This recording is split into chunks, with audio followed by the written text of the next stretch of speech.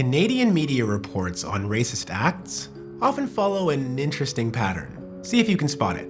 This guy's just following me around ZT every time I come here. It became a pandemic. It's because of you Chinese people. I would like to see a white doctor. You're telling me there's not one white doctor in this whole entire building. Now, based on these, you might think that there's an army of blurry faces harassing people across the country. And well, sort of. In a recent survey, more than half of racialized people said they've experienced racism or discrimination in Canada in the past 5 years. And yet, establishment media outlets regularly blur the faces of people engaging in the acts, and almost never explain why they're doing it. Slurs and harassment may happen at an individual level, but this reporting reveals a deeper, systemic reality of racism in Canada.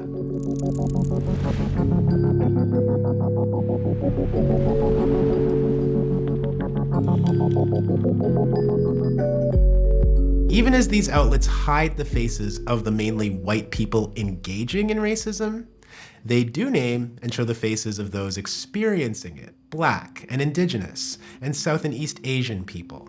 This is the story of Ezekiel Big Knife. A trip to the grocery store turned into an altercation for Ken Mack. This is what Hitesh Bardwaj witnessed and videotaped. That last story of a woman at a Mississauga clinic demanding that her son see a white doctor was covered internationally.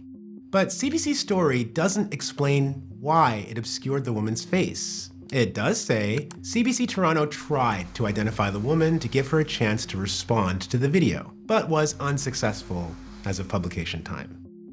Now, sometime after publishing, CBC added a line without an editor's note or correction. We've obscured the face in the video to protect the identity of her son. That edit seems to suggest that to protect her son, CBC wouldn't have identified her even if it had been able to.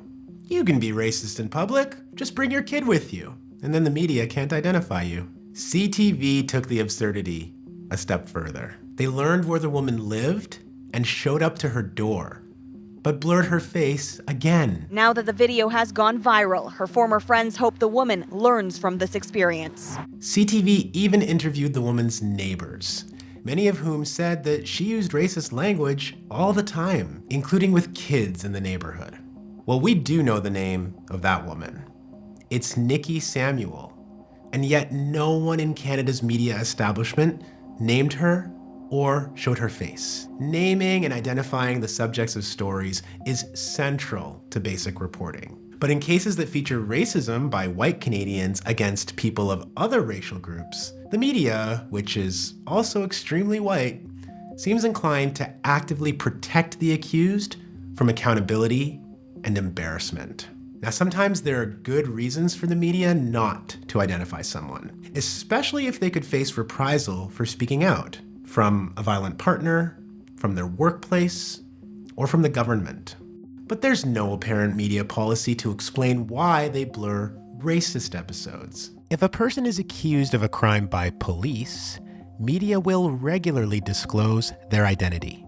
18-year-old Ahmed Abdulwasi is arrested. Tonight, police have Jason Hay in custody. Two central figures in Quebec's violent drug conflict top Bolo's list of 25 most wanted. But what if someone's racist behavior doesn't rise to the level of a potential crime? Why does the media decide the story is still newsworthy, but the details no longer matter? This is what happened in 2020 when an unidentified white woman accosted Justine Yu, a Toronto woman of Filipino descent, in a public space and began racially harassing her. Justine Yu filmed it, and you can guess what happened next. And before the woman, who CTV News has chosen not to identify... And in case you're thinking, maybe there's a legal reason why the media can't name people, consider this truly bizarre 2022 story from Vancouver. A restaurant owner, Edward Herr, says a woman verbally harassed him after letting her dog pee on his door. Here's his account of what she said. I hate Asian people. Chinese, Japanese, Korean, it doesn't matter. Herr said the woman then spat on him twice. The police asked for the public's help in identifying the woman, and CTV News even ran her description in their story. But But guess what else they did? This is my country. I don't have a country to go back to. This is my country too. That's right, the suspect is 5'6" with shoulder-length hair and a pixelated complexion. We've even seen the media refuse to name people after they've been charged by the police and the information is public. This is white supremacy in action, taking an individual act of discrimination and giving it the cover of institutions that are themselves interested in downplaying racism. This kind of racism is institutional and systemic. No one person or company is directing this censorship. It's the collective result of thousands of media employees who have absorbed the racist norms of Canadian society. And it isn't just bad journalism. It's a gift to white supremacy.